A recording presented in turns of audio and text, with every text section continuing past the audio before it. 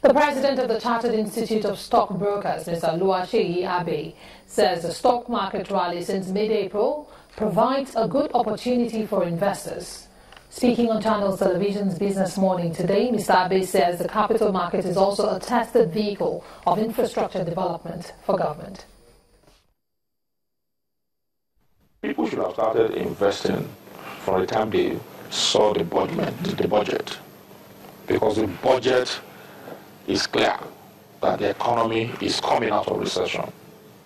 Okay, and coupled with what has happened, the restructuring in the FX windows, for investors, and all that. And don't forget, these people, they have come into the economy to stay. Okay, in and out, they are playing active roles in investment, right? And with everything that is happening in the country, stability, the success of the government against the Boko Haram that has increased security and more confidence in the economy. If the economy is doing well, our companies will do well. And the kind of earnings that the companies are posting recently are showing that money is coming.